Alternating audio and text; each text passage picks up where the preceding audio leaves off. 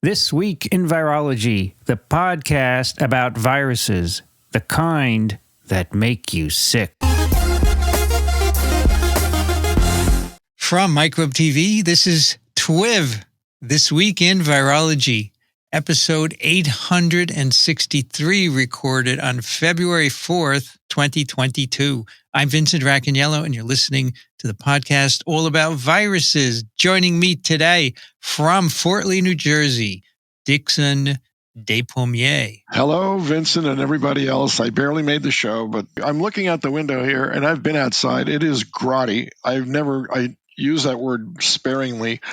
It's raining, and it's going to start sleeting tonight, and tomorrow it's going to start snowing, and then it'll stop. But right now it looks awful. Also joining us from Austin, Texas, Rich Condit. Hey, everybody. We are in the middle of a multi-day cold snap. So right now it's 39 Fahrenheit here in Austin. It's sunny. The sun just came out. It has frozen the last 2 nights. It's going to freeze again tonight and the next 2 nights or so, high in the, mid to low 50s. So, and we even have some white stuff on the ground that is melting. Yes, you do. Okay. Yes, you do. It was not snow. It was freezing rain. So, there you go. It's 80 degrees in Gainesville. And from Madison, New Jersey, Breanne Barker. Hi. It's great to see you guys. It is pretty similar here to what Dixon mentioned. It's 34 Fahrenheit and raining, and it will probably be icing soon, perhaps by the end of the episode. So not going to be a lovely weekend. We have 2 announcements for you before we start. First, there is an opportunity for a assistant manager of the BSL-3 laboratory at Columbia at the Medical Center. There is a link in the show notes, and you go to the link and you can read about it, and then you push the button that says apply. That's how you get in. Okay, so check that out if you are looking for employment in the life sciences area. Indeed. And also, American Society for Virology annual meeting this summer. Registration is open. ASV.org/ASV22/registration, or just go to ASV.org and you'll see a prominently displayed link there. Right. If you want to go to that meeting, you need to register.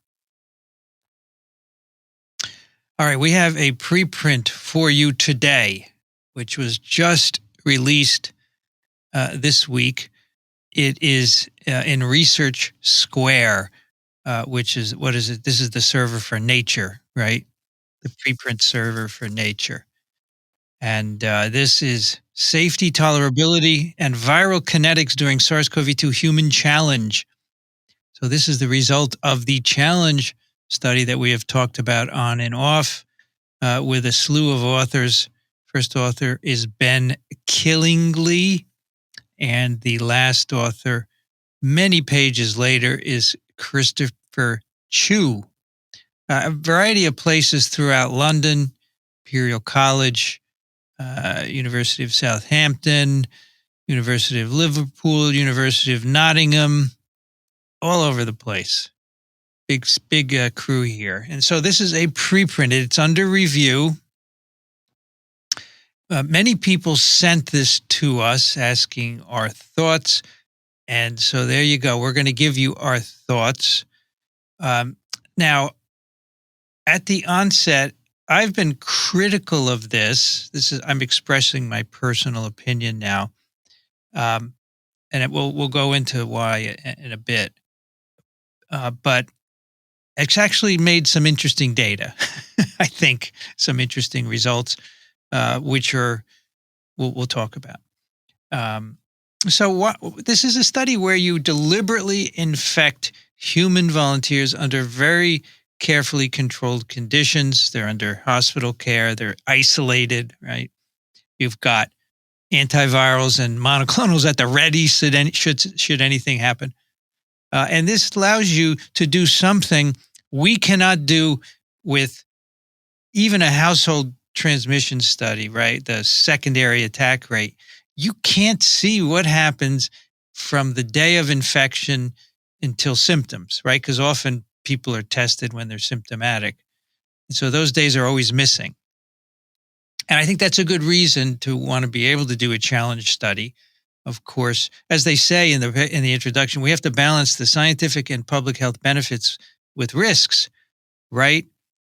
Because SARS-CoV-2 is not without risk. I mean, it's not Ebola, right? But it's not common cold either. At least it not necessarily a common cold. So I think, and often we have young, healthy people dying of COVID, right? And we don't know why. Otherwise, they have no comorbidities. And that's something that's always bothered me. Plus, the possibility that you might have long COVID, even after a mild infection, right? So I would love to have been privy to the discussions that led up to the approval of this to see what they're thinking, right? Yeah. Because I have to say, I wouldn't be in favor of this, because if one person, and they did, 38 people, right? It's not all 36 volunteers, 18 to 29 years of old. If one person dies, that's the end of it. And that person's family is pretty upset. Pretty upset. So, I would say very upset.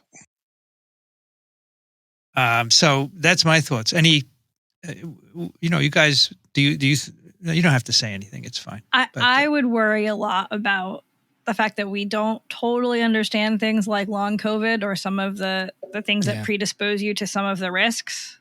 So I do think this is a bit on the risky side. I have, I think, a similar reaction, Vincent. It's difficult because when you look at the paper and you see the results, okay, and nobody died, nobody even got really sick. Yeah, I mean, really sick. Okay, when you look at it from that point of view, you go, "Oh wow, this is great." But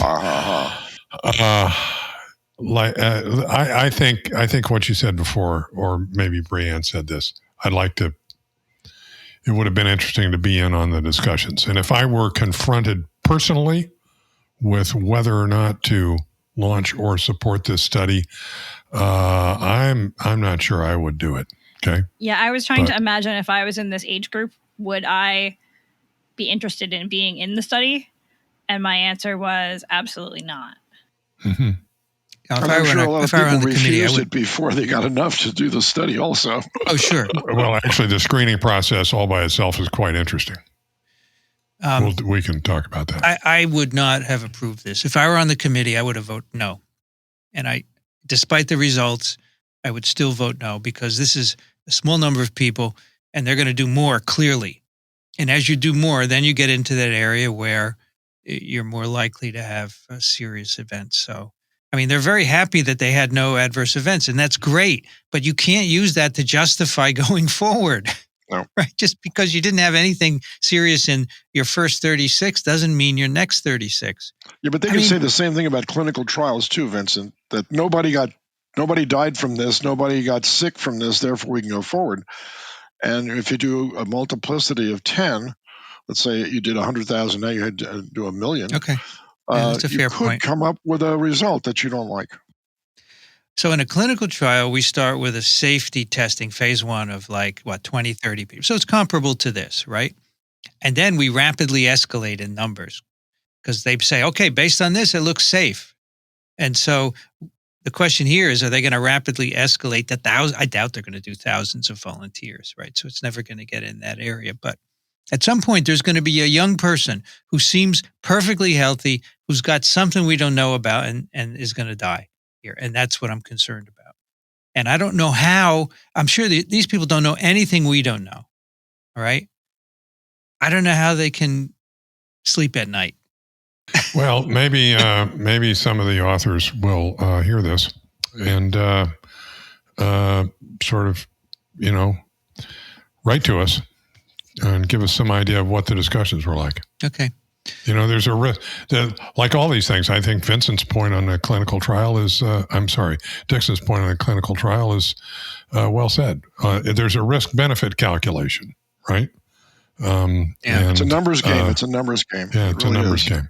So, but I don't know any time when we have, in modern era anyway, where we've taken a brand new virus, about which we still have many unknowns, right?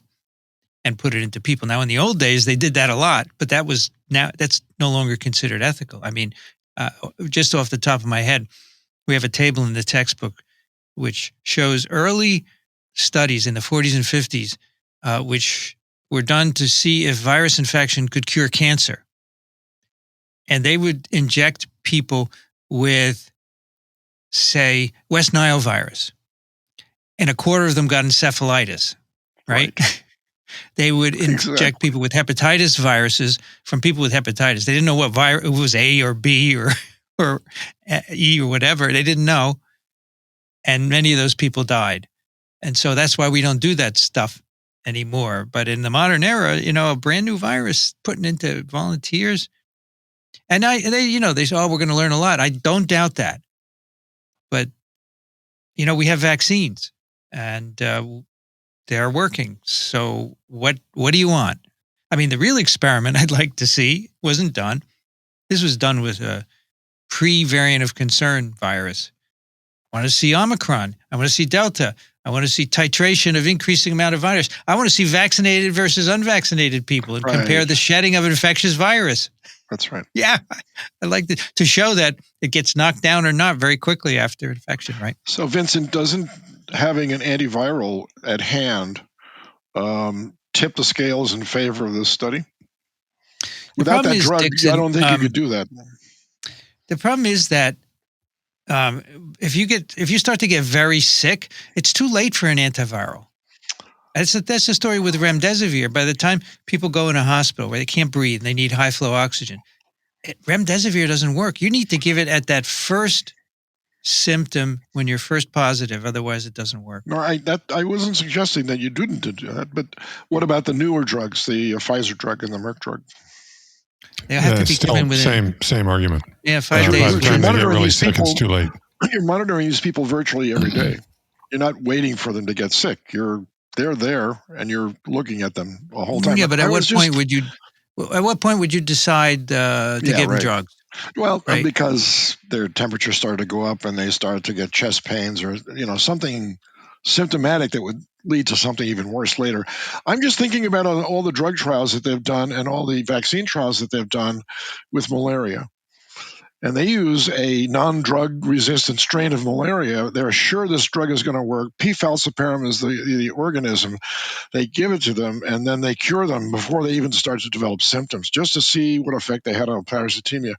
This is a different kettle of fish. This is, the antivirals might not be as perfect as you want them to be. What if you had one that would work 12 hours after you decided to give the drug? You gave that drug 12 hours later, they were completely cured. If you had a drug like that, would you feel better about that? No, because as I said, when you're getting serious disease, viral titers are already declining, right? Serious disease is typically an inflammatory disease, not a right, and that's a virus. later on in the infection. Or even the infection isn't there anymore, right? So I guess it's very low. I guess if I'm thinking about the experiment Dixon's proposing, Dixon, you're saying that you want to infect people and then automatically give them the drug 12 hours later. Right. Or maybe 2 days later, or 3 days, or 4 days later. Yeah, you could do that and cure them along the way. Can you actually acquire the data that you wanted? You need more people. In that time period. Yeah, so the amount of people that they had here, what was that, 38 people or something like that? What if you had 38, 38, 38, and 38, and 38, and you were going to do this for 5 days? So on day 1, you cure 38 people. On day 2, you cure another 38 people, but you still got the other 38 going down the road, and nobody's symptomatic yet, and everybody's fine. And then at the 5th day, you cure everybody. And you've done all your viral titers, and you've seen whether it's transmits. And maybe that would be a better way, because it's more complicated for sure. Dixon, when they do these malaria challenges, does anyone die? Of course not. No, they don't even let them get symptomatic. Would they die? It's not lethal? It is if you don't cure them. It can be lethal. Let's put it this way. It's not 100%. Okay. It's about, in adults that have had malaria, it's not lethal at all. In children that have gotten over their maternal antibodies and are now susceptible, the mortality is pretty high. It's about 30%, 40%, something like that.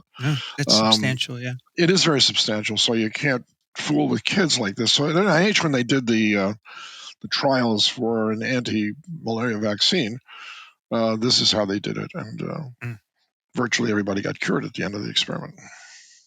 I do want to point out that despite whatever discussions or opinions we might have, Right. this group didn't just go out and do this. Okay, they have an ethics statement here. Exactly. Okay, that I just read briefly from this. The study was conducted in accordance with the protocol, the consensus ethical principles derived from international guidelines, including a Declaration of Helsinki and Council for International Organizations of Medical Sciences, international ethics guidelines, applicable ICH good clinical practice guidelines, applicable laws and regulations. Main screening protocol and main study were approved by the UK Health Research Authority, Ad Hoc Specialist Ethics Committee, and so on. Okay, so there was very careful consideration given by the authors and a whole bunch of other people as to whether they turned it ethical. So no matter what we might think, okay, there are a whole bunch of people who thought that this was just fine. Well, maybe not just fine. They may have been nervous as well. But sure, if this study were done in the U.S. instead, I don't think standards are different for clinical trials of this sort. So I think that, going somewhere else to do this used to be done. I don't think you can do that anymore. So the Helsinki Declaration says you can't harm people in a trial, right? Knowingly. So they said this passes the Helsinki Declaration. We're not knowingly harming them, which I don't get because... No, I don't think that's true. If you're infected, you're being harmed, right? Even though you don't feel symptomatic. Well, they may not buy it. They may not view it that way, Dixon. I understand what you're saying. But so anyway, 36 volunteers, 18 to 29. They screened them for known risk factors for severe COVID, comorbidities, lower high body mass index, abnormal safety blood test, spirometry, chest radiography. Okay. But again, I say, what about the unknown comorbidities? Anyway, it was regulated. It was given an opinion by the UK Health Research Authority, the Ad Hoc Specialist Ethics Committee, written informed consent from all volunteers. The study was overseen by a trial steering committee with advice from a data and safety monitoring committee, which is what we do here. They said it was discussed with the Medicines and Healthcare Products Regulatory Agency. They said it's not a clinical trial because you're not testing any medicinal products. So it doesn't have a clinicaltrials.gov. It was registered, but it doesn't have a number, some other number there. Participants were seronegative at screening for SARS-CoV-2, no history of infection or vaccination, but interestingly, 2 participants seroconverted between the time they screened them and the inoculation. So they took them out of the analysis. I thought it was interesting that they apparently started out by soliciting volunteers with an online application and got 27,000 responses. And they called 6,000 of those people and couldn't get in touch with over 3,000 of them, but another 2,200 of those failed to meet their criteria. So they originally got down to 187 people, 148 of which were excluded for a variety of reasons at the screening.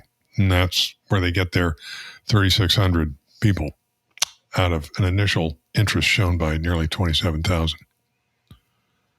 Quite a process. Yes. All right. So after the screening, they're admitted to individual negative pressure rooms in a quarantine unit, 24-hour monitoring. They're screened for other respiratory infections using what's called a BioFire film array, a multiplex PCR. So the protocol was, all right, the initial cohort, 3 sentinels and 7 additional participants. First 10 challenged patients were planned to get remdesivir once they had done 2 consecutive 12-hourly nose or throat swabs were positive. And then they would automatically get remdesivir to see if it were any problem. But then the results were reviewed by the 2 committees, and they said, we don't need this. We don't need remdesivir. I don't know how they decided. They don't tell us how would you know after just 2 12-hour, right? But anyway, we'll hear more about remdesivir. So then they got 30 more people without remdesivir. No more remdesivir. That's out the door. And then 3 individuals were challenged and they waited, and then without remdesivir, and I suppose that turned out okay. And then they did 3 more groups of 7, 7, and 9. So they did small numbers at a time. They didn't do all of them at once. And then 4 of these volunteers were excluded, of course. And so what did they do? They measured clinical severity, persistent fever, tachycardia, persistent severe cough, greater than mild CAT scan imaging changes, sat oxygen less than 94%, were defined for triggering rescue treatment with monoclonals, right? So they had monoclonals ready. I want to back up for a minute and talk about the actual inoculation. Yeah, we can get to that yet. Oh, okay, fine. We're going to hit next, yeah. Okay. So the monoclonals were ready, but they never had to use the monoclonals. Patients were quarantined for 14 days after inoculation and until they met the virological discharge criteria, which we'll talk about. And the planned follow-up is for a year to assess prolonged symptoms, including smell disturbance and neurological dysfunction. Okay. Now we go to the inoculum. What? Go ahead, Rich. Well, first of all, I want to point out this is skipping ahead to the discussion, but it's good background, actually, that nobody knows what the natural infectious dose is. Correct. Okay, so you don't know what to give them. Okay, they refer to a WHO advisory group that apparently considered what might be done, and they suggested 100 TCID 50 units. Okay, but they decided, this group decided that based on in vitro data, that they would go with a 10-fold lower dose than that and do 10 TCID 50s. TCID 50 is one TCID 50 is the amount of virus that is required to infect half of the samples that you infect in a tissue culture situation on average. And I really like the fact that they actually equated that to 55 focus forming units. Okay, the 10 TCID 50. Okay, so they're infecting people with on the order of 50 focus forming units, active units as assayed in tissue culture of virus. And it's not a lot, is it? No, it's not a lot. But they say that they really deliberately, for the purposes of this study, wanted ultimately to have a dose that would give between 50 and 70% of the patients infected, and that's what they got. They got 53% infection. So they chose wisely.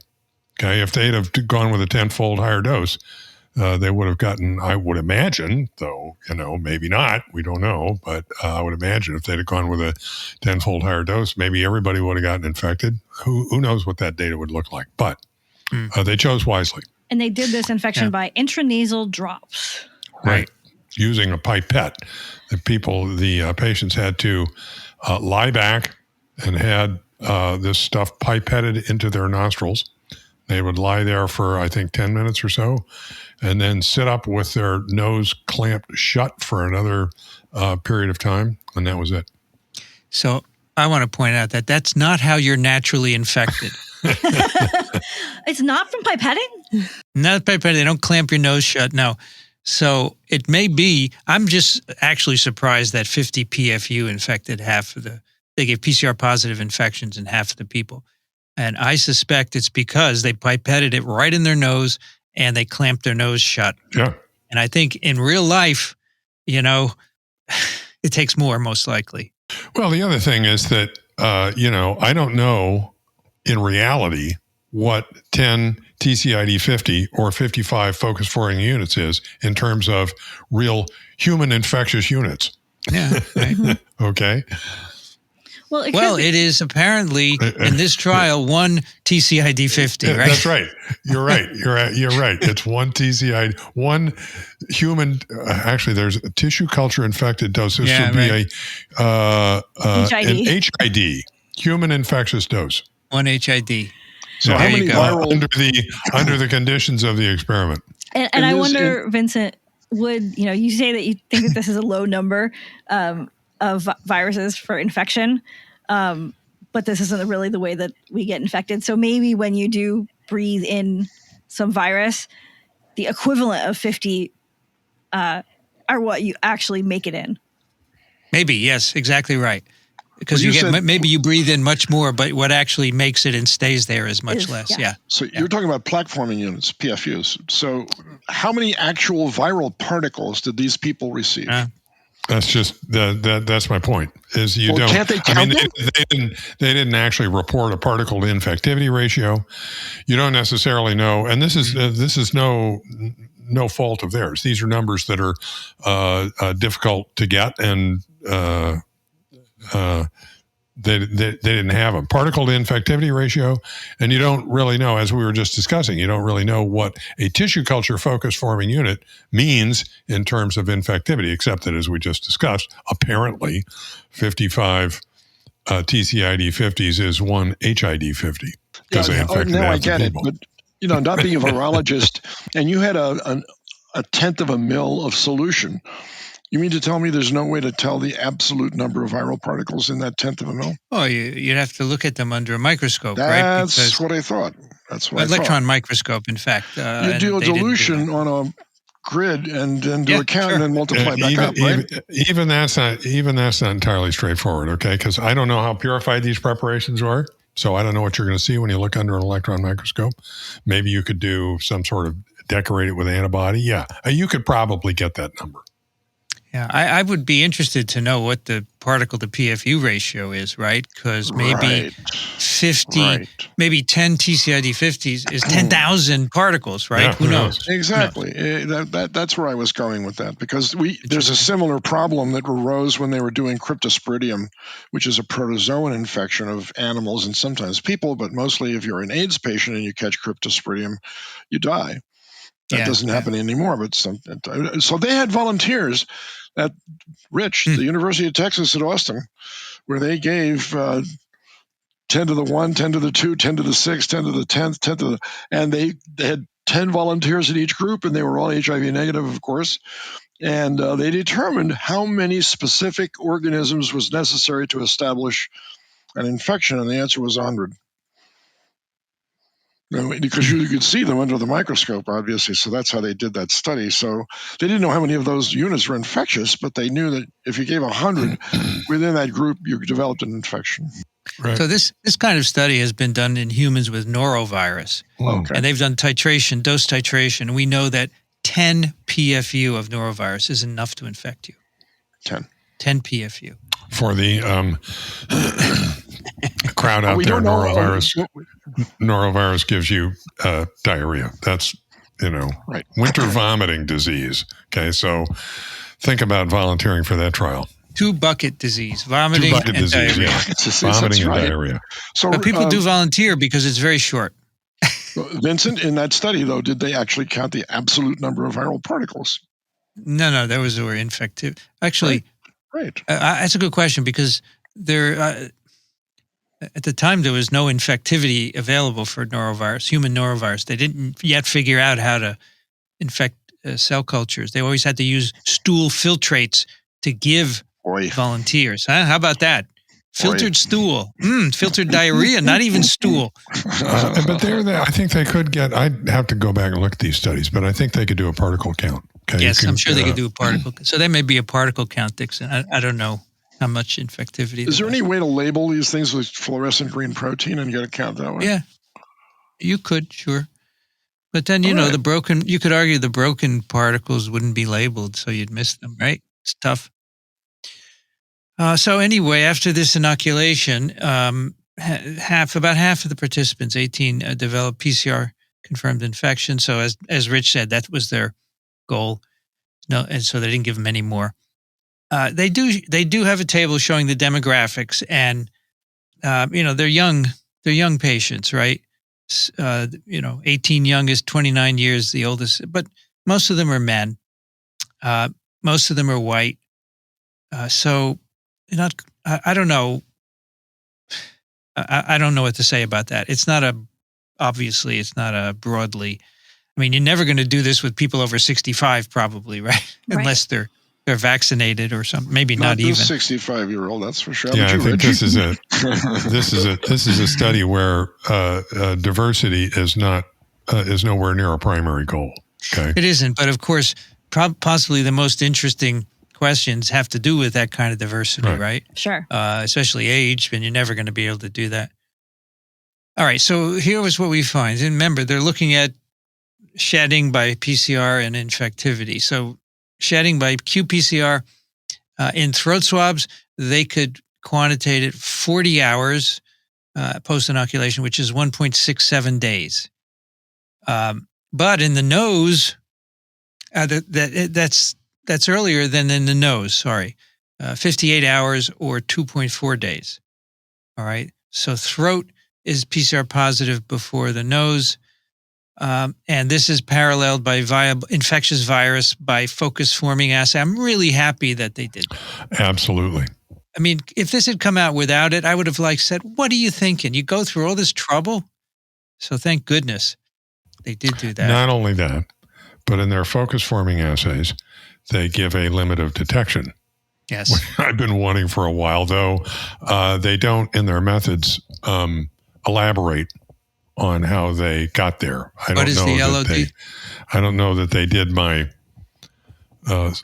spiking a sample control. So if you're out there listening, authors, check it out. What is the LOD? I'm just looking at the graph here. It looks like about 100. So 2 log 10s. There's a dotted line across this line. Looks like about 100. So they can detect as little as 100 focus forming units in their assay. But like I said, I don't know if that's probably just the limits of the assay in terms of the technical limitations of the assay. I don't know that they actually did my spike a sample control and see how much virus survives. So, but they're getting a lot of focus forming units out the other end. So there's no, they're getting a good signal. Rich, you want to distinguish between plaque forming units and focus forming units for the uninitiated out there like me? So in both cases, you take a tissue culture dish that has a monolayer, a single layer of cells on it. You add dilutions of virus where they will infect, just a few of the cells on the dish, and you allow that infection to develop for a certain period of time. So you get a focus of infection in either case, the initially infected cells and maybe some surrounding cells.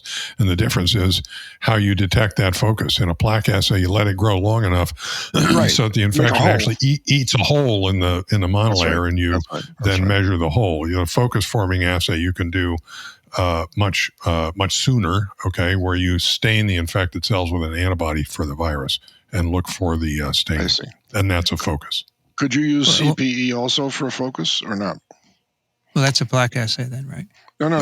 Before the cells make a hole, but would they develop into a funny shape? Typically, well, that's an interesting question, Dixon.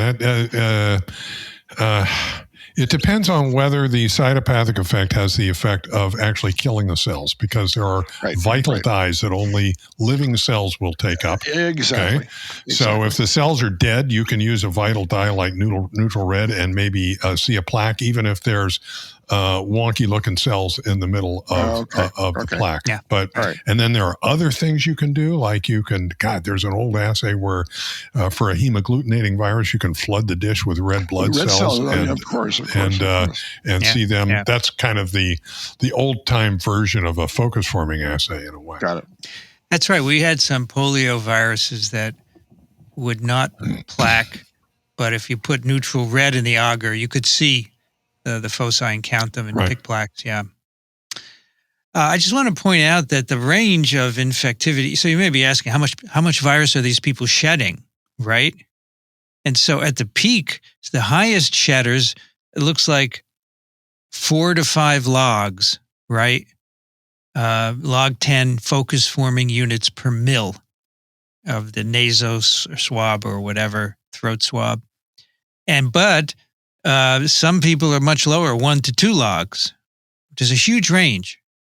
We're going to get into this again later, but you can see this in the figure. They have each patient, so they have an average, and then they have each patient, right, have their own line.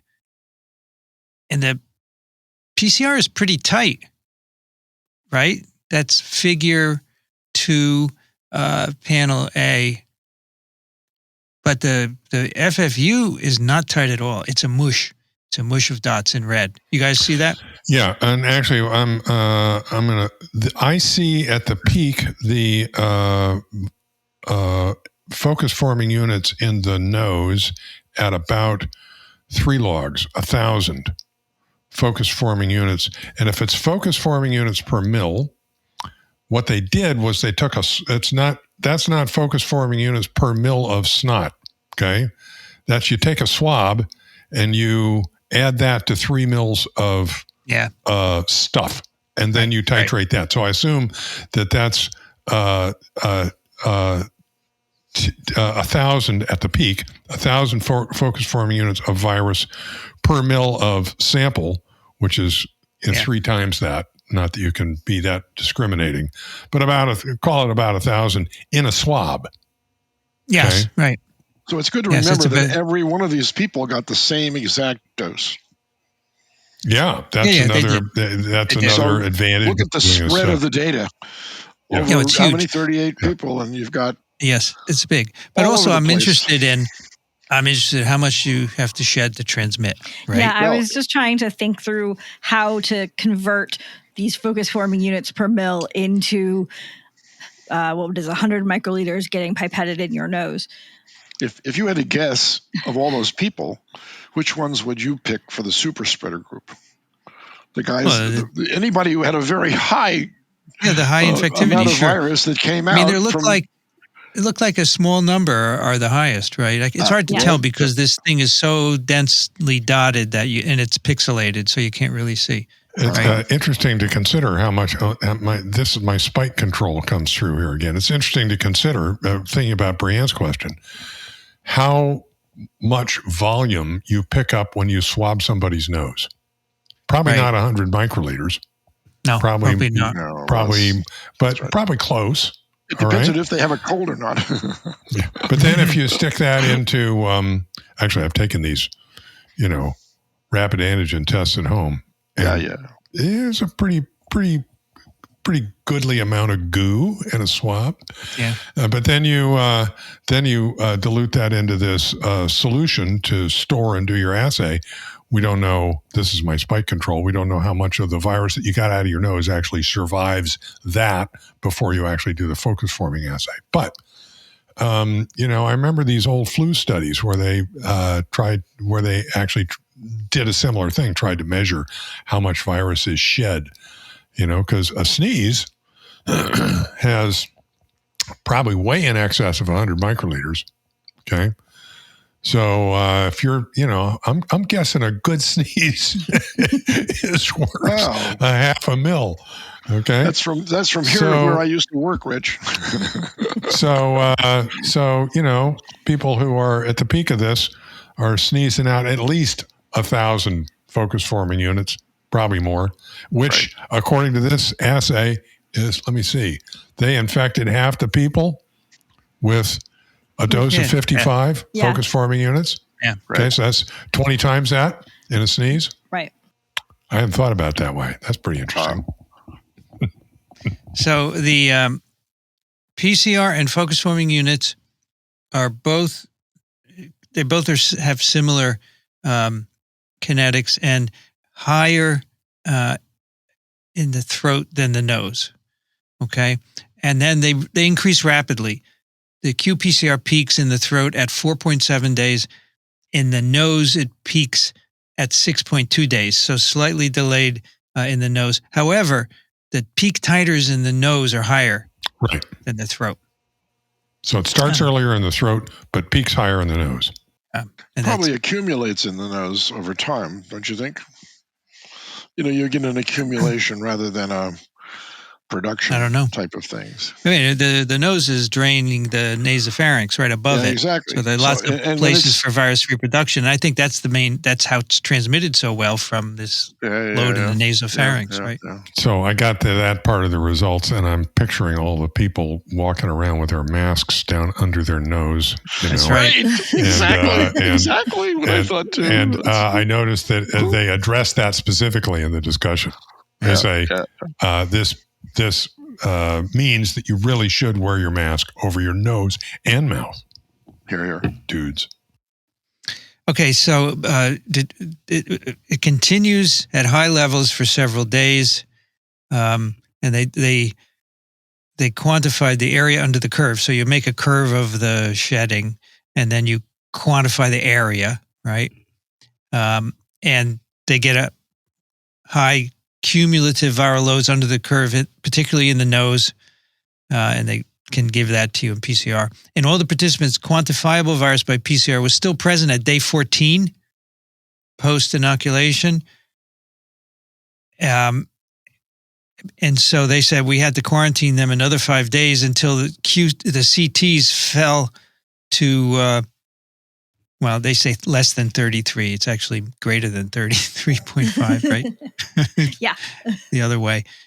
In 2 consecutive nasal and throat swabs. The other thing is, one thing that strikes me here is if you compare in this figure 2 the PCR results with the focus forming units results. Yeah. We've made a big issue about whether or not there's a correlation between PCR and real virus. Okay. I noticed that the shapes of those curves, in terms of acquisition of, in terms of increase in either focus forming units and decrease focus forming units or PCR, the shapes are very similar. Yes. Okay? So there's in this particular study, in this controlled environment, there's a pretty good correlation between the PCR result and the focus forming units. So as we'll get into, how you interpret that, how you interpret each of those in terms of infectivity is another story. Yeah, I mean, the thing that I've always wondered about potential ways of correlating those is whether there's sort of something about time. And so whether maybe some periods of time it correlates well and some it doesn't. And I wonder, early versus late, you can't really tell with for the late data here. But Right. Early on, it does look like they very much correlate. I mean, according to the FFU, there is no virus after, let's see, in the nose after 13 days, in the throat after 11 days. It's 0. But a few days before that, it is not very high. It's 1 to 2 logs. So, right, 10 to 100 FFU per mil. The question is whether that's enough to transmit. We don't know, right? Right. So they kept them quarantined out of caution, but we don't know if you're still shedding for that long. I think that's Vincent, an unknown. Yeah. The wheels are turning as these data start to spin out. And you imagine if they were allowed to do that protocol where they had everybody isolated in a negative pressure room and they gave them the same amount of virus and then they measured how much virus they had, the next experiment has to be similar to what they did with crows when West Nile virus first started. Yeah. Crows are great spreaders of West Nile virus, and they do it by their social interactions. And all you need is one crow with a bunch of negative crows, and the next thing you know, 3 days later, all those crows are staggering around because they're all going to die. So you take each one of these people and you sit them in a room with 38 other people. You do the next set of experiments where each person is going to shed a different rate. You know that. You're going to find that out later on. And then at the end of that, let's say that's a 3-week experiment, basically, to see who gets infected from this one individual. You could get your number. You could actually get that number. Yes. You can quantify the infectious shedding and put them in a room for an hour together. And you could do all of that. I wouldn't do it. I would vote no. But yes, that's an interesting experiment. Wait a minute. That's going on right now everywhere throughout the world. It's just not an experiment. They're actually doing it's not an experiment. Yes, but you don't know when people get infected. That's the problem. Right? Understood.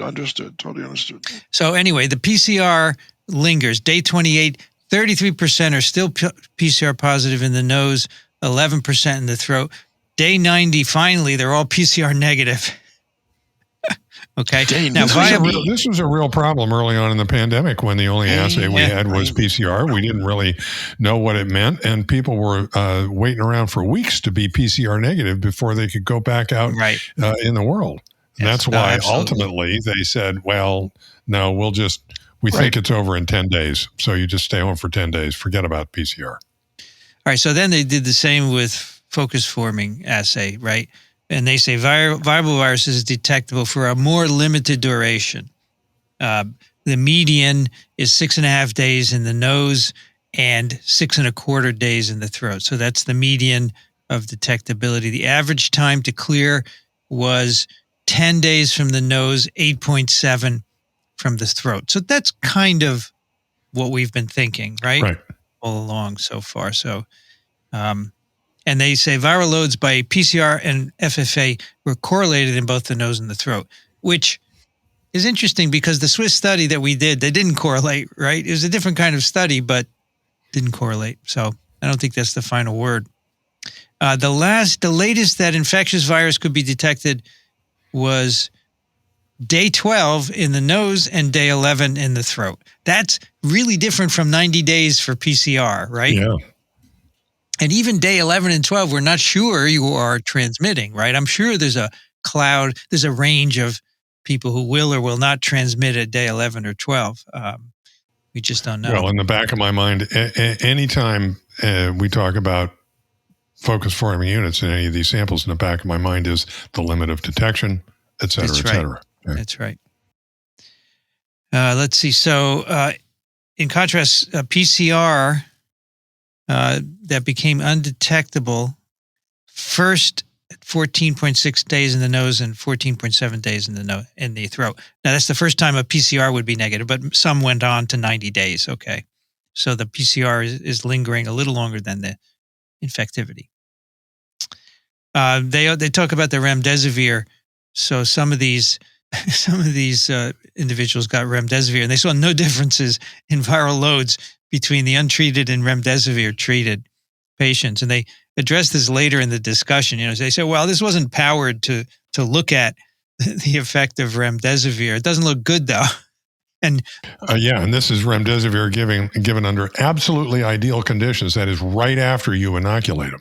Yeah. Okay. Was it 12 hours or something like that? Yeah. All right. So that's the conclusion is following challenge. Shedding begins within 2 days, rapidly peaks, and you can find infectious virus for up to 12 days, higher in the nose than in the throat. So the thing is, that's with 10 TCID50s in ages 8 to 29, right?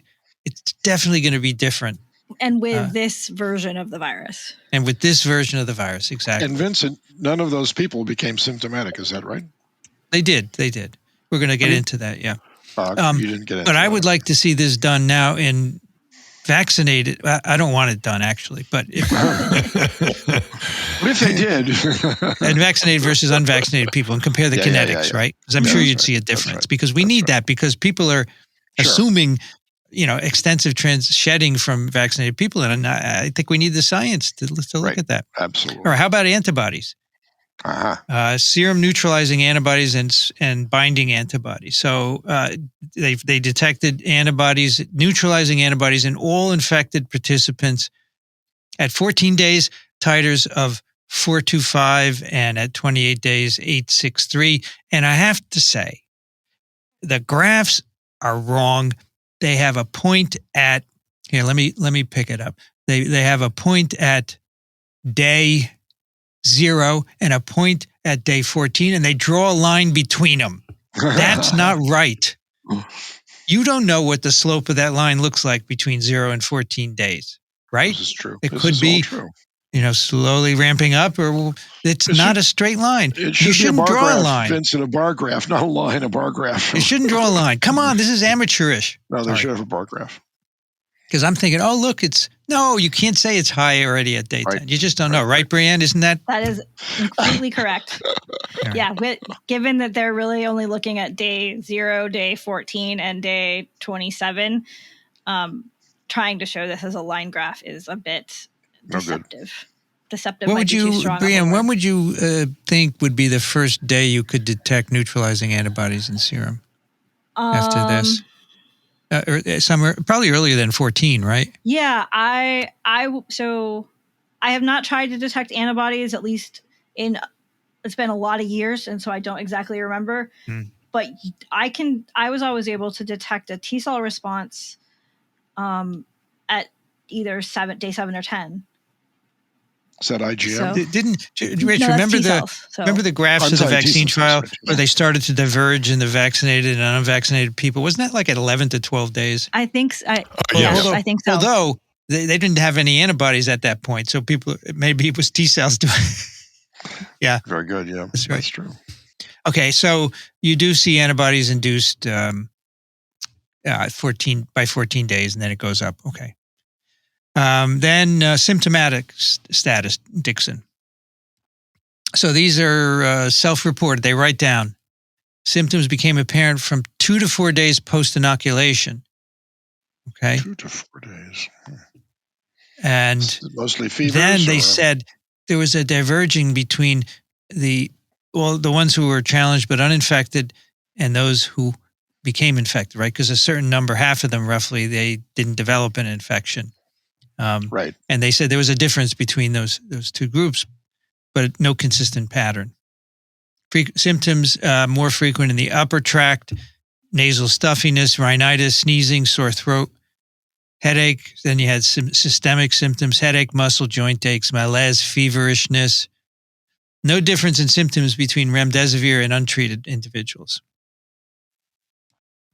And they were all mild to moderate symptoms. Yeah, this looks like a cold. The winners here are the winners are nasal stuffiness and rhinitis, right. sneezing, some sore throat. Got a and cold. I think this is important. No correlation between the amount of virus shed, and there's a big range, and symptom score. Yeah. Super important. Very important statement. AKA cover your nose, even if you don't have bad symptoms. Indeed. It's the polite thing to do. And no serious adverse events. And nobody lost their sense of smell? Yes, they did. That's next. Okay, I'm sorry. No, you're right on top of it, Dixon. That's great. Hey, listen, I did skim the paper. You're our segue artist. So they conducted the University of Pennsylvania smell identification test. Uh-huh. How does that work? I had to How look does that that work? up. It's like a 40-page scratch and sniff test. Oh, brother.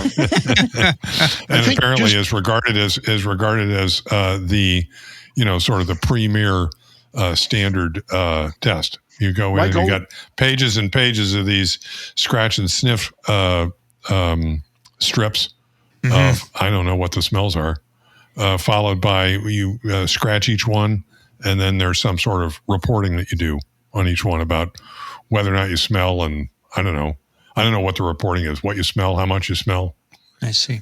So I just like that they called it the smell identification test. Like, isn't that a saying about whether it does or doesn't pass the smell test? And they actually called it the smell test. Yeah.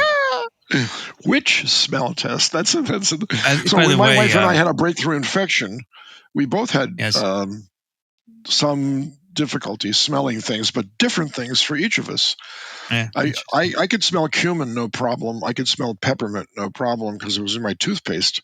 But my wife lost her sense of smell for things like black pepper, cardamom, so exotically. We do a lot of Indian cooking, so we have a lot of these spices hanging around, so we could line them all up and then check them all out. And we were totally different in terms of our pattern. That's the Fort Lee smell test. Yes. That is the Fort Lee smell test. That's right. So I sat next to a guy on the train the other day, and he said he had COVID, and he wanted to see if he had lost his smell. So he took a bottle of vinegar, and he stuck it under his nose. He couldn't smell a thing. One. That's a good one. Can you imagine? Vinegar is pretty... It's pretty pungent. Well, it sounds like this Pennsylvania smell test, University of Pennsylvania smell test will give you all that information. I'm sure. Okay, so 12 participants at 67% had some degree of smell disturbance. 60%. That's interesting. These are of the infected, so just The infected people, the uninfected ones did not develop any smell disturbance. Right. The smell disturbance peaked 6 to 7 days Indeed. after the peak of viral loads, interestingly, right? And 9 individuals, half of them got complete loss of smell, anosmia. Oh, my. Most of them improved before day 28, but some of them had some disturbance then. By day 180, 5 still had smell disturbances. Holy cow. And 1 had a measurable smell impairment at 168 days, although they said that was improving. Wow. And so they say 6 individuals received smell training advice, and they were treated with steroids. I guess that's to try and restore your smell. So they say anosmia is therefore a common feature of SARS-CoV-2 challenge and onsets after viral shedding and resolves quickly in most individuals. And they say, I don't agree with this conclusion. SARS-CoV-2 challenge at this inoculum dose has low risk of causing severe symptoms in healthy young adults, but leads to a large amount of virus even in the absence of respiratory or systemic disease.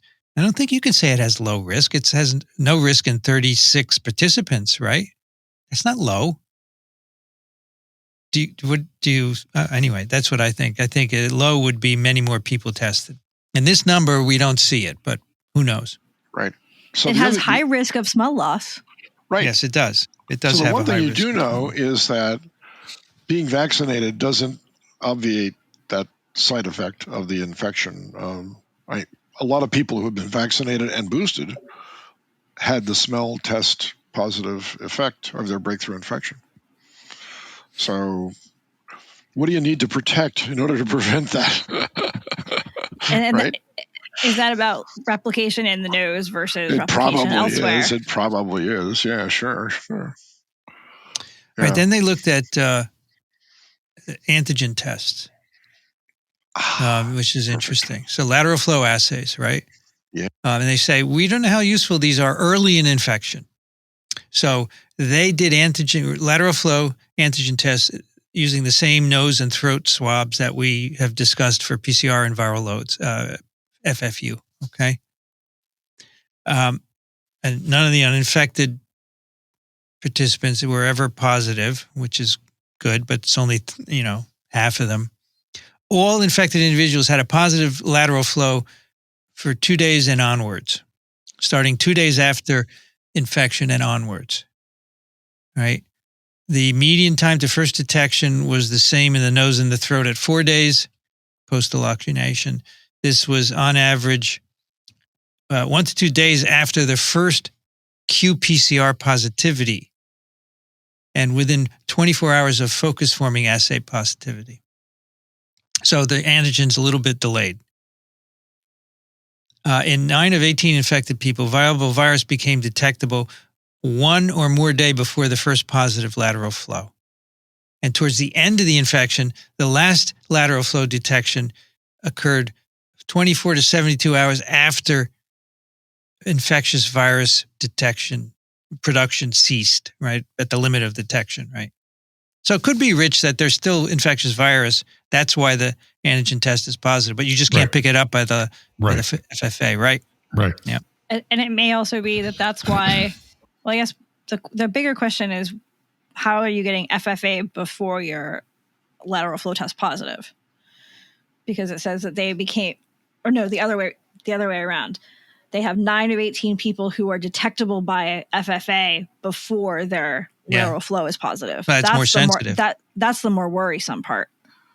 Yeah, well, I guess the FFA is more sensitive, right? Right. Yeah. I've wondered too. All the same with PCR. Well, but you were just saying that the LFA was more sensitive at the end. No, towards the end of the infection, the last detection occurred after viable virus ceased. They don't actually say about FF. Oh, that's viable virus. Yeah, yes. Yeah. I do wonder how often or how long antigen can stick around. I mean, the presence of antigen, all the same as PCR, doesn't necessarily mean that there's a viable virus. And I don't know That's right. how fast that antigen will be cleared. That's a good point. My wife and I were both positive at day 12 after we knew our symptoms had gone away, a week before that. And I was in communication with Vincent and asking him the same question. And your answer was there's a lot of viral protein that's produced that doesn't result in the production of virus that's still being shed. So that's why the lateral antigen detection system would still be positive. I think at the end of an infection, there's a lot of broken virus. I would think so. Heartfelt broken virus. I could have been a contender. And that's why the LFA goes beyond the FFA. Yeah, that makes sense. Right. It does. But then the other end, it's more, the FFA is more sensitive. So that's why viral debris. That's a guess, Brienne. That's what I think. Yeah. Because, you've been churning out virus and then the cells have been breaking and there's antigens floating around. So it's like visiting a construction site for production of, let's say, a locomotive or something complex like that, and then they went out of business, and all the parts are still laying around, and you can still see what might have been a locomotive, but not quite a locomotive. I imagine cells that are not killed but affected by that would, I don't know, can you get that effect in an interferon protected cell that has a viral factory, and then all of a sudden the interferon kicks in, everything stops, and then would the cell shed that material, or would it die its normal life cycle before that material became available? Because that really would prolong the length of time that these antigens would be detectable way beyond viral production, right? Yeah, I think proteins are more stable than virus particles in some cases. I would agree. So. All right, so then they did some statistical procedures to try and get an idea of how dependable the LFAs are. They do regression, and they say so the viral load is a predictor of LFA positivity. Odds ratio of 5 in the nose.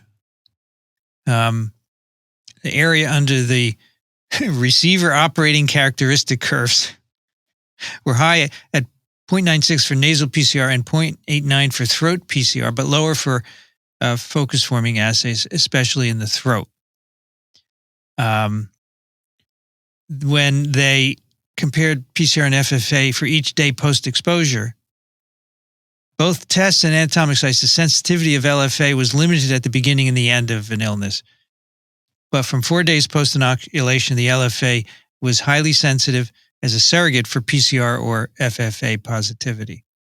So they say overall, LFA is highly specific, but there were some false positives observed when compared to focus infectivity, but not qPCR, interestingly. So, the PCR can go out a long time, and antigen test will be positive, will correlate with that. But when the FFA ends, you could still have some antigen positivity.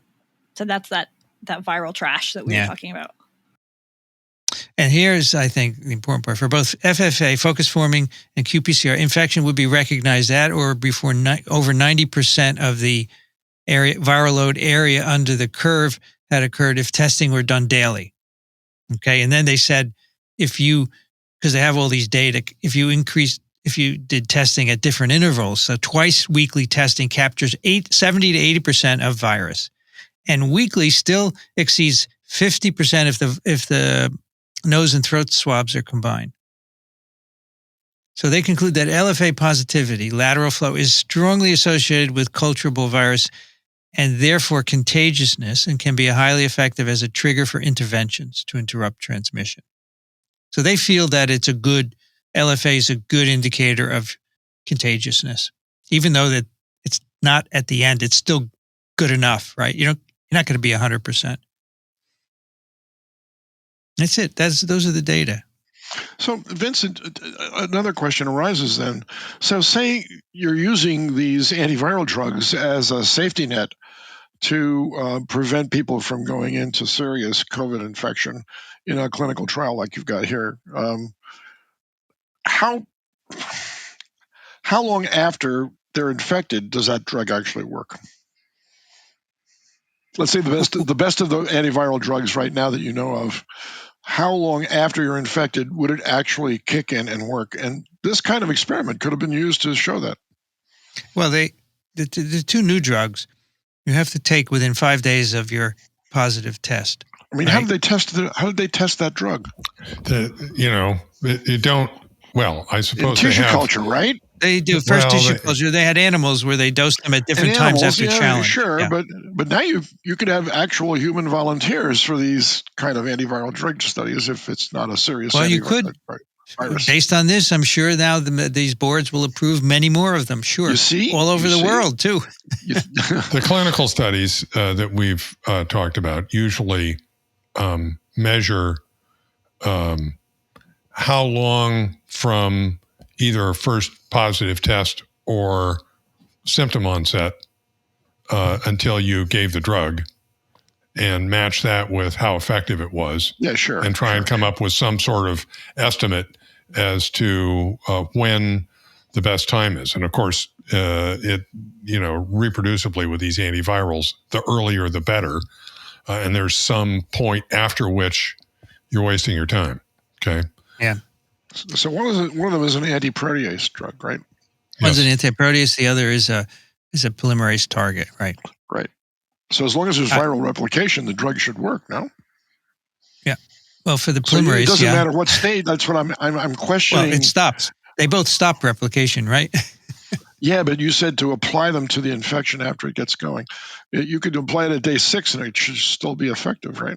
Because virus is still being produced. the impact on symptoms may be, and hospitalization would be less because the loads are decreasing and it's for something the disease else, you're developing is now that's right.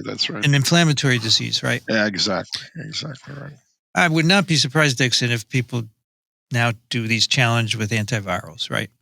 Although we have the data we need to treat. We're now treating people with those two drugs and we can see what's happening. So I'm not sure you need to do that. Do you think we would do those challenge studies at this point, given the fraction of people who are infected? I don't know how many naives we would get to do. I don't mean with these two drugs, but I mean with any other antiviral drugs, basically. Yeah, I think not. Yeah, right, Brian. Probably not. I'm thinking about this. I think that, the goal of the antiviral drugs is to be able to try and anticipate people who might get really serious. And I think a typical thing that's done, if I'm not mistaken, is when their oxygen saturation starts to drop. Yeah, okay. Right. Or if they're,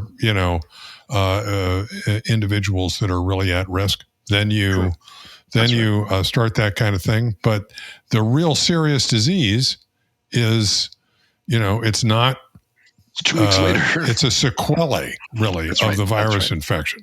Virus infection is done, and you're talking about inflammatory disease that's triggered by the virus infection. And once you get significantly into that, an antiviral isn't going to do you any good. That's right. That's it. That's the bottom line, yeah. Bingo. Same with flu. You have to take flu antivirals within 2 days otherwise of your positive or symptom onset, actually. So I wanted to just mention one thing that's interesting from the discussion. So they say, okay, we had about a 50% infection rate. And they say studies of secondary attack rates in, homes, for example, show a 38% secondary attack rate. So they did better in their trial than we see in the wild, right? But then they say, when we have infected non-human primates with SARS-CoV-2, we used 1,000 to 10,000 times more virus, and they give a combined intratracheal and upper tract inoculation. Remember, we did those papers a long time ago. They put it both down and up just to make sure that you're hitting both cases, and you get very different kinetics of human. So it's hard to extrapolate, obviously. So you say, okay, we have to put 10,000 times more virus in these non-human primates, but it's not extrapolatable to people. And then they mention, this is very interesting, challenge studies with other viruses. So they've done challenge studies with influenza virus, respiratory syncytial virus. They typically inoculate them with 10,000 to 1 million TCID50s. And that's because they say there's a lot of immunity to these viruses, so you need more virus.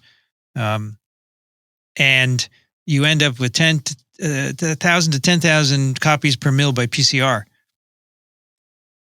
the upshot of all this is they say neither animal models nor human data from other viral infections were helpful in estimating the dose of SARS-CoV-2 that we should use, right? You could do the non-human primate study similarly to the way you've done this study. The problem is that you'd have to be able to pay for a lot of non-human primates because That's right. you would expect that, say, only half of them would get infected. And so then That's right. you have a much larger non-human primate study than people typically do in order to kind of power that study if you're assuming only half are getting infected. Exactly. So they did the double inoculation because they were using 6 non-human primates. They wanted to make sure they were all infected, right? Yes, they're $40,000 each, right? So you can't just can't have 38 of them, and Another interesting discussion point. They say virus is first detected first in the throat, then the nose, 2 days before peak symptoms, and then it increases in many cases before peak symptoms were reached. And they say this is consistent with modeling that indicate up to 44% of transmissions occur before symptoms are noted, which is very interesting, right? So they did see that here in this study. This supports that.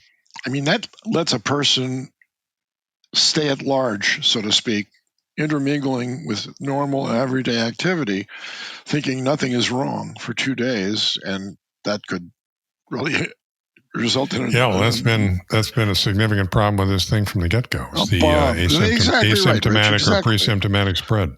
And we just think about all those social events that have occurred over the last year and a half, not to mention the Prime Minister of England and all of his tea parties, but basketball games, football games, weddings, funerals, etc. I mean, it's almost impossible to take away the gregarious instinct of a human being. And they're unwittingly spreading this in a way that how would you ever, except for vaccination, of course, interfere with that? Because I think even now the cloth masks are being replaced, right? People still wear them below their nose. It's just maddening to see all the. So now we're getting international. I heard somebody go ahead. If they want to really see the mask thing, they can do a challenge study, put people in a room with cloth masks or exactly surgical, and get good data. Now they have permission. They should go ahead and do that. I don't condone it, but they could do that. But you would report. So the other important point here is that, they said before we didn't know if transmission was less likely to occur during asymptomatic infection. There was some debate about this, although I didn't buy that. But they said our work clearly shows that shedding occurs at high levels no matter what kind of symptom you have. So symptom severity cannot be considered a surrogate for transmission risk in this disease. Boom. I agree with that, right? Okay, several conclusions of public health importance. This is good. Some individuals still shed culturable virus at 12 days, and on average 10 days. The data therefore support isolation periods of 10 days post-symptom onset. However, I don't know if they're transmitting at 10 days or 12 days, right? We don't know that. It's an abundance of caution, I suppose. But 10 days is inconvenient for many people, right? And for those of you out there who are thinking about the CDC changing its guidelines to 5 days instead of 10, that's for vaccinated individuals, right? That's right. And the second, you are still supposed to very strictly adhere to masking for the second 5 days. Yeah. And then they also say that routine asymptomatic testing programs that attempt to diagnose infection in the community is good. Their data suggests that really is good for picking up infection. And LFA is highly reliable for doing that. I think that's some of the best news. Is that it validates the lateral flow assays. Yeah. No false positives. When comparing LFA to qPCR, implying let me read the whole sentence. While positive LFAs were occasionally seen with negative FFA, no false positives when comparing LFA to qPCR, implying that it's the lower sensitivity of viral culture that's the culprit there, which I think we mentioned, right? And they say routine testing as little as every 7 days should interrupt more than half virus still to be shed. That's good. Yeah.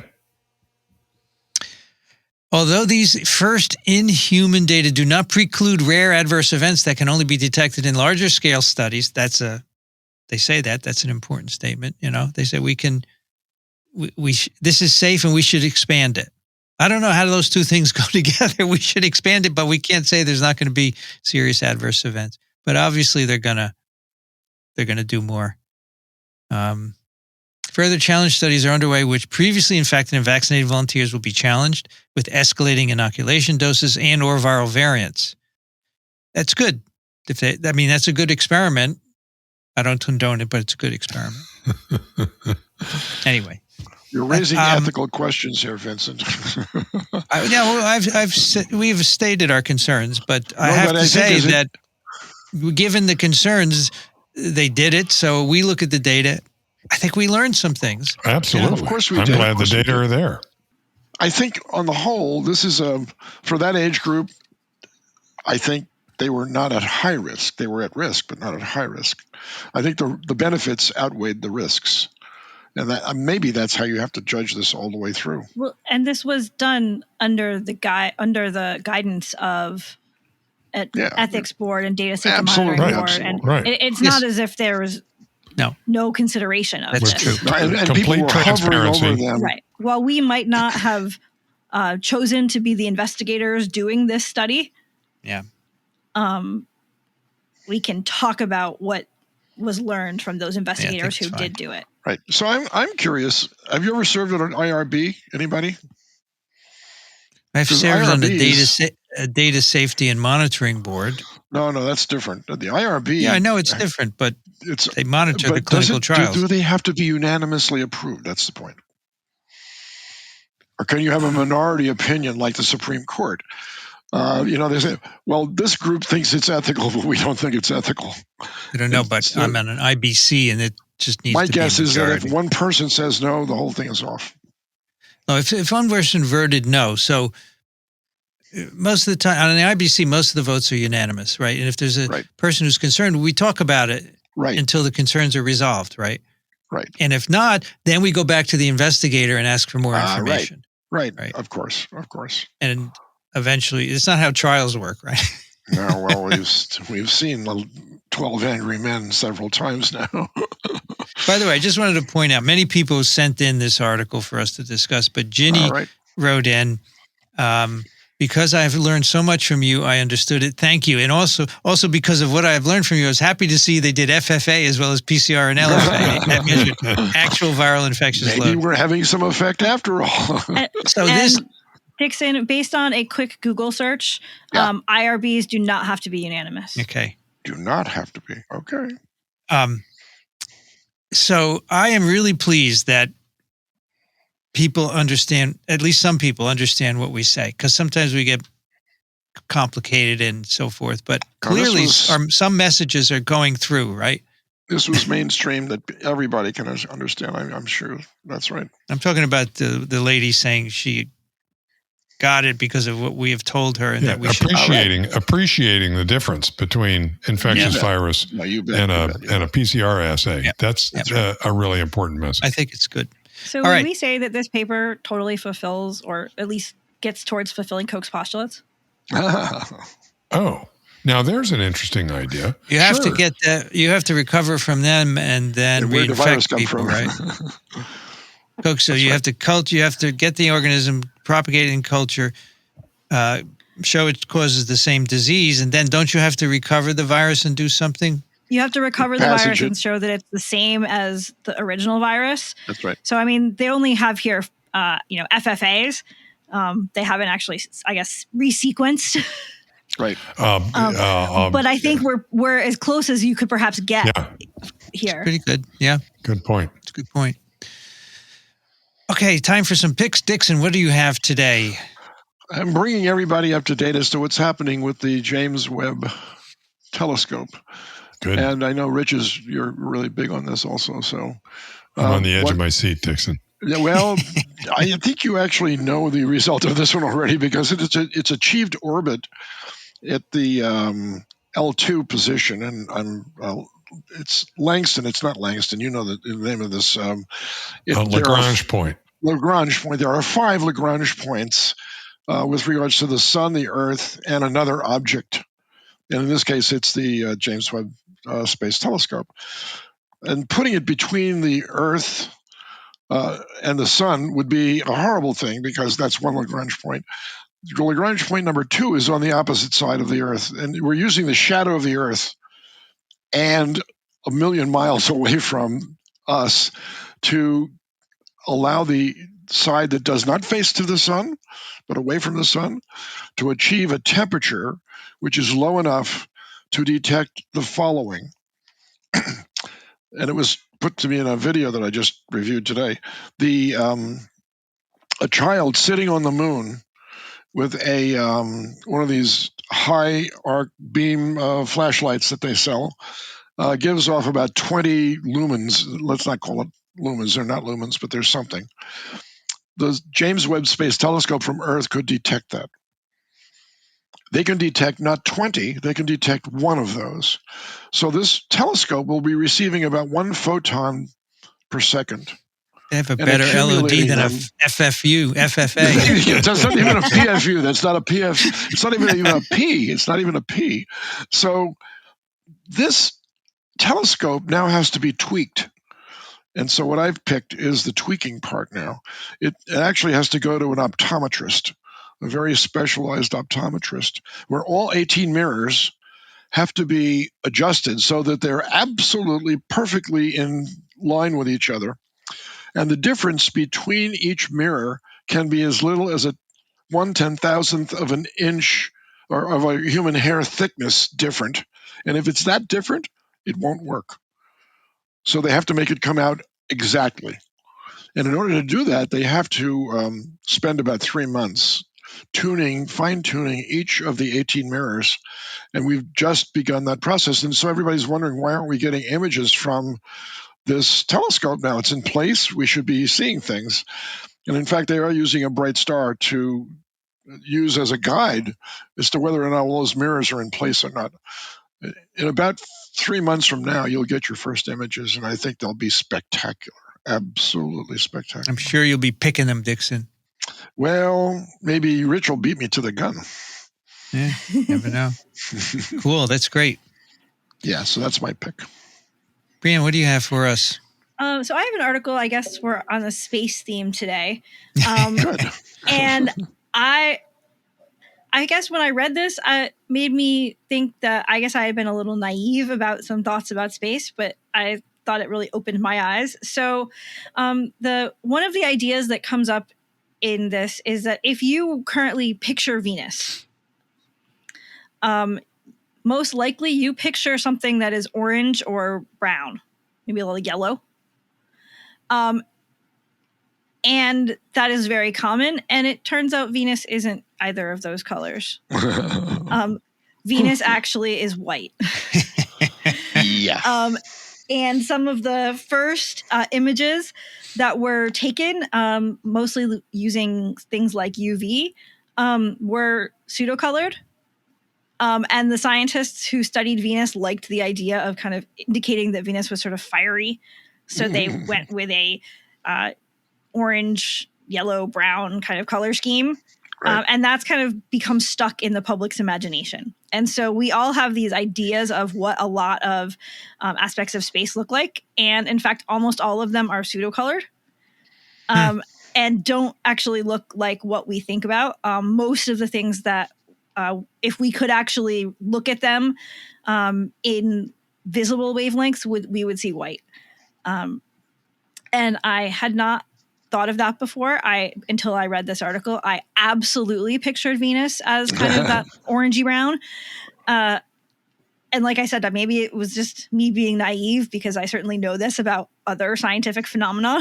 But I hadn't thought about it with space. That's very cool. This reminds me of the astronomy picture of the day thing that we shared a few days ago.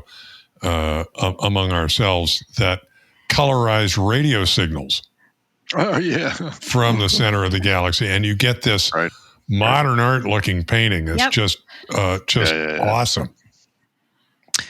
It's kind of like viruses, Brianne, right? They don't have any color. Yeah, exactly. And so that was one of the things I was thinking about, because I was both fascinated in reading this and thinking, but I know this about viruses. Why did I believe that Venus was this other color when I know the viruses are pseudo-colored? Well, the other thing to say about Venus is that it's covered with clouds, and they're highly reflective. And in fact, it's known as the morning star in some times of the year, and you can actually see it in phase. You can see it like a moon. You know, it's crescent, or it's half moon, or it's full, and it's really bright. I mean, it's the brightest object in the sky besides Jupiter. And but look at the colors of Jupiter. That's Brianne. Those are real. Well, but they talk real. They talk about some of that here. They say that I believe it says Jupiter's red spot is where is it? It's reddish. Yeah, they kind of say it's much less vivid. It's really more of a dusty rose, is what this says. No, that's true. That is true. But the stripes and all the counter currents and all those clouds and everything else, that's all real stuff. And Mars is the red planet, God damn it. So anyway, I thought that this description was really fascinating. Apparently, they really like to use artificial color with space and viruses. For some reason, it had not occurred to me until I read this. Rich, what do you have for us? Actually, before I do my pick, as long as we're on this stuff, though, I'm going to continue with space. I have to say that today that we're recording is February 4th. For those avid listeners, if you look back and look at today's astronomy picture of the day, it shows our moon, and then up in the upper right-hand corner, it shows Jupiter. And if you zoom in on that, you can very distinctly see all four moons. Yeah, it's a single photograph taken from Cancun. Right. It's really cool. Yep. Right. So mine is a Washington Post article that my wife pointed out to me, titled, "When the International Space Station Retires, It Will Plunge into the Ocean to Die," NASA says. So the International Space Station has been up there for 20 years, and they figure it's got another 10 years of life. And the plan is in January of 2031 to deorbit this thing very carefully and direct it to, let me see, it's called, Point Nemo, which is in the Southern Ocean and is the place on Earth that is furthest from any land. Point Nemo, this is a trick they've done before. They've dumped so many spacecraft into Point Nemo that some call it the spacecraft cemetery. Okay? Cool. So at any rate, they're going to deorbit this thing and aim it for Point Nemo, and there goes.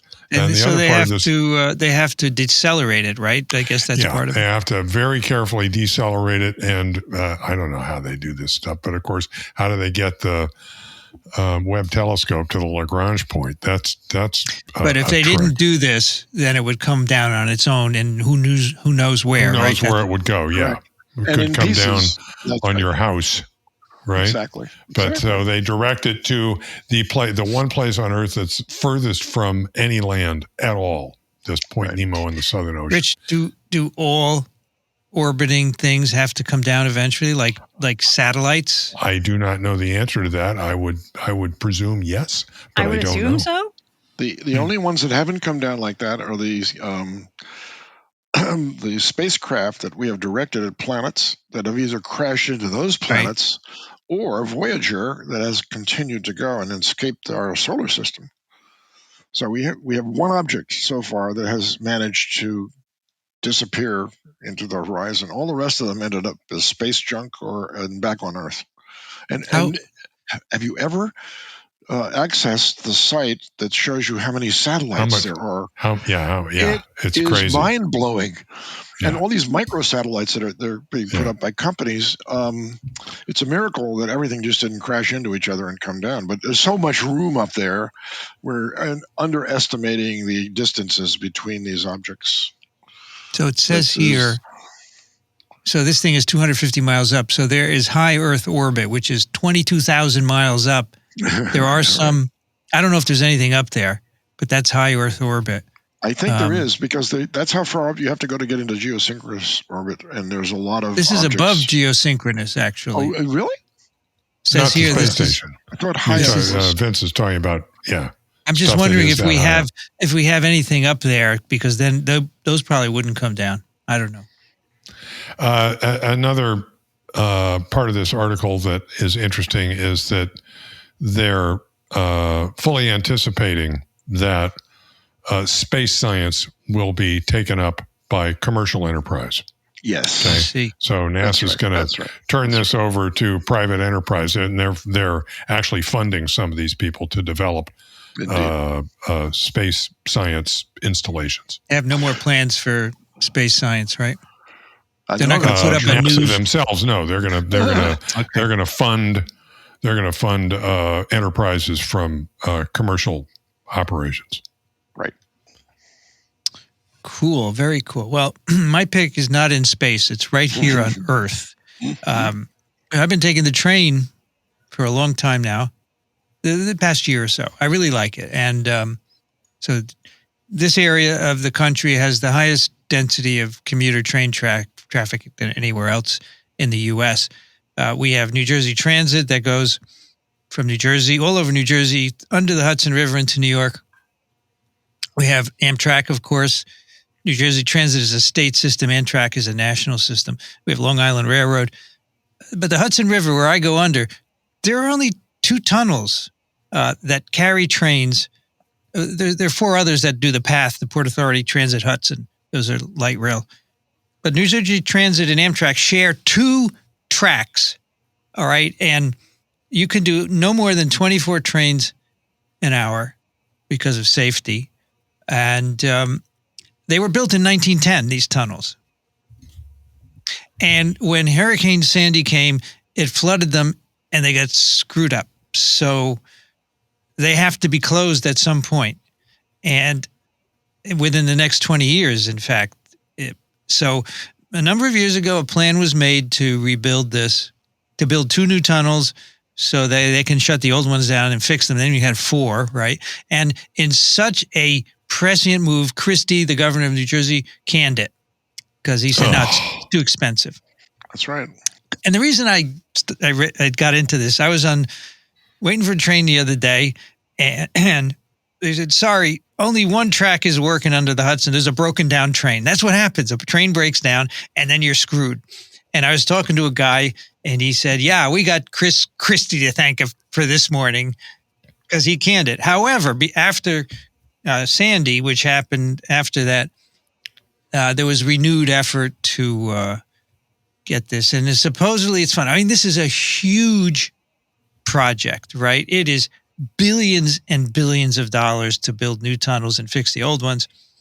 And the problem is that the Northeast Corridor of Amtrak is actually profitable. It makes $100 or $200 million a year, but it cannot use any of that for capital improvements. It has to put it in the rest of the system because the rest of Amtrak in the rest of the country is a loss leader, right? Loses money. So, every senator has to vote for this bloody thing because the tunnels are owned by Amtrak. Susan Collins of Maine doesn't want to put any money into New York. Even Cuomo didn't want to put any money. He said, they're not my tunnels. They're Amtrak's tunnels. Put his money somewhere else.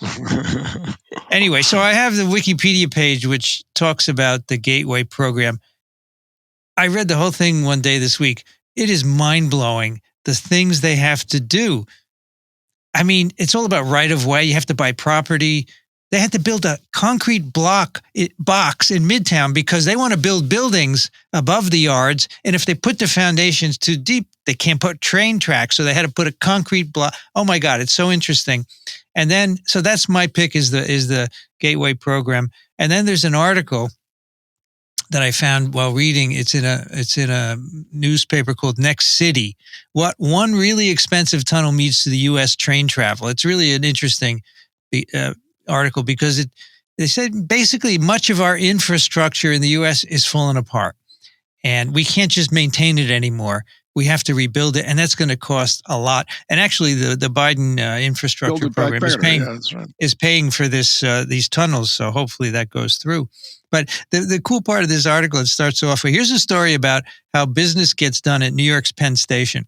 In the late 70s, the escalator connecting tracks 15 and 16 to the concourse sat broken for more than 4 years because Amtrak, which owns the complex, and the Metropolitan Transportation Authority, whose Long Island Railroad trains terminate there, could not agree who should pay for it. The escalator had stopped working when Amtrak was granted ownership of Penn Station in 1976. The two agencies squabbled for years over how the $80,000 repair cost should be split. Can you imagine? Having been to Penn Station, yes. An initial agreement split the cost 82 to 18. Amtrak didn't like it, so a subsequent study said you should actually pay 85%. So they finally settled on 80-20. They fixed it. The next day it broke again.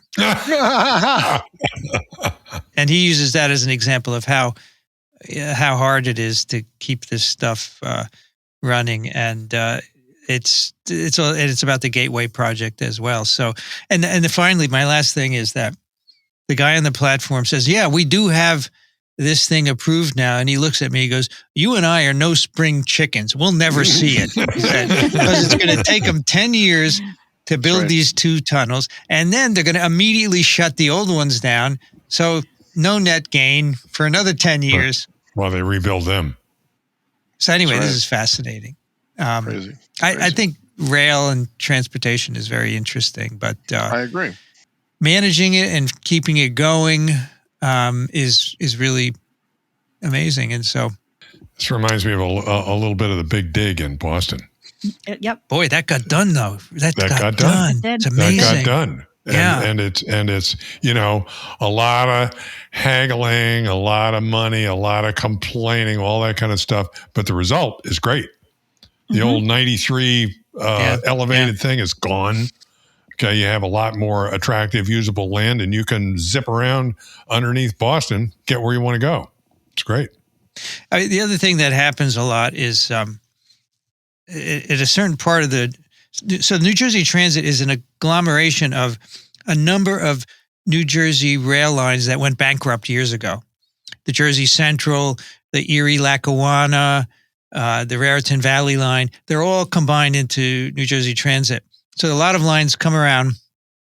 They actually built a new exchange at Secaucus where you can switch among all the lines. You couldn't do it before. So that's pretty cool. But there's a stretch between Secaucus and just west of Newark where the tracks are maintained by Conrail. Conrail is the U.S. company that took over all the failing freight lines in the country, right? They own the tracks. And they share them with Amtrak and New Jersey Transit because nobody wants to build more tracks. And so often Conrail makes a mistake, screws up a switch, and it impacts everybody else. And we have to wait. You end up with one track, and all the trains have to switch to go back and forth, and there's delays. And that's where you just sit.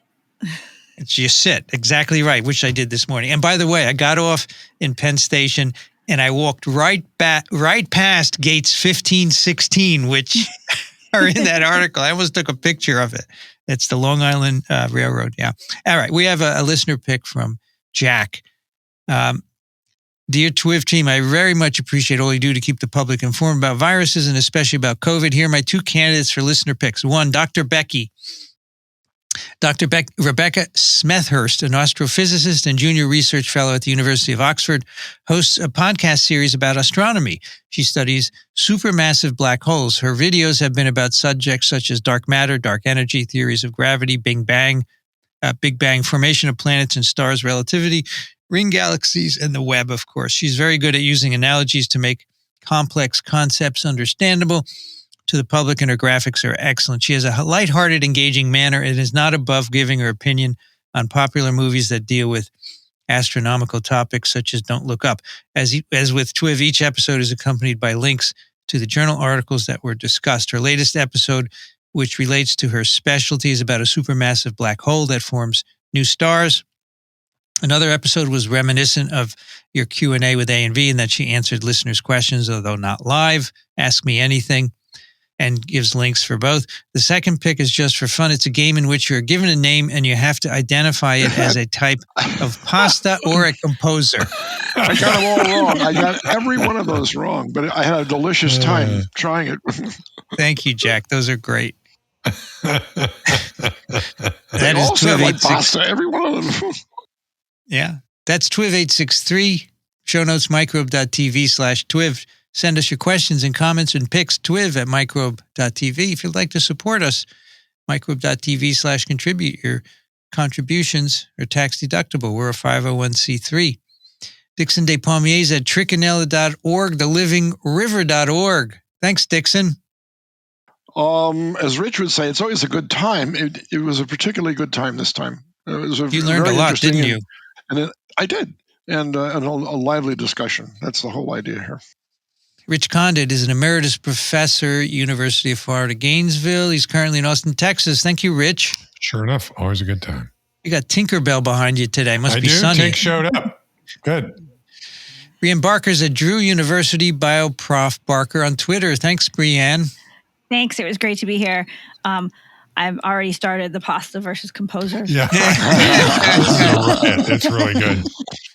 I'm Vincent Racaniello. You can find me at virology.ws. I'd like to thank the American Society for Virology and the American Society for Microbiology for their support of TWiV, and Ronald Jenkins for the music. You've been listening to This Week in Virology. Thanks for joining us. We'll be back next week. Another TWiV is viral.